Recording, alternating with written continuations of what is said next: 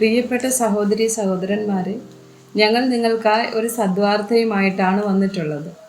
2025 ജനുവരി 1 മുതൽ 365 തലക്കെട്ടുകൾ ഉൾപ്പെടുത്തിക്കൊണ്ടുള്ള വർഷം മുഴുവൻ പ്രാർത്ഥിച്ച് ധ്യാനിക്കാനുള്ള വചനങ്ങൾ ഞങ്ങൾ പങ്കുവയ്ക്കുന്നു. എല്ലാ ദിവസവും ഞങ്ങൾ ഒരു തലക്കെട്ടും അതുമായി ബന്ധപ്പെട്ട വചനങ്ങളും അയച്ചു തരുന്നതായിരിക്കും.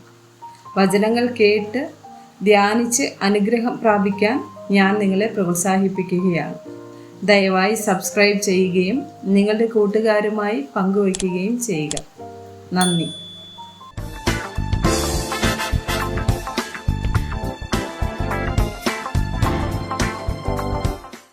ദിവസം 162. അത്യാർത്തി. ലൂക്കോസ് 12:15 മുതൽ 21 വരെയുള്ള വചനം.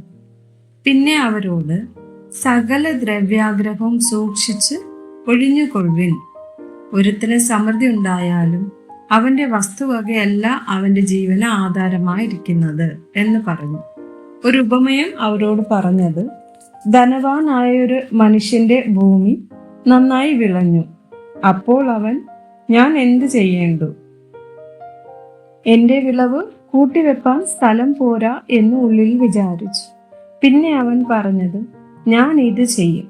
എൻ്റെ കളപ്പുരകളെ പൊളിച്ച് അധികം വലിയവ പണിത് എൻ്റെ വിളവും വസ്തുവകയും എല്ലാം അതിൽ കൂട്ടിവെക്കും.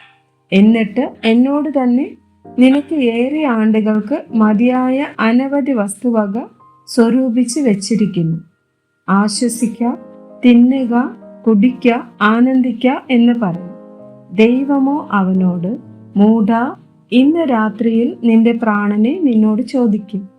പിന്നെ നീ ഒരുക്കി വച്ചത് ആർക്കാകും എന്ന് പറഞ്ഞു. ദൈവവിഷയമായി സമ്പന്നനാകാതെ തനിക്ക് തന്നെ നിക്ഷേപിക്കുന്നവന്റെ കാര്യം ഇങ്ങനെ ആകുന്നു. 1 തിമോത്തി 6:10. ദ്രവ്യാഗ്രഹം സകലവിധ ദോഷത്തിനും മൂലമല്ലോ. ഇത് ചിലർ കാംക്ഷിച്ചിട്ട് വിശ്വാസം വിട്ടുഴന്ന് ബഹുദുഃഖങ്ങൾക്ക് അധീനരായി തീർന്നിരിക്കുന്നു. എബ്രായർ 13:5.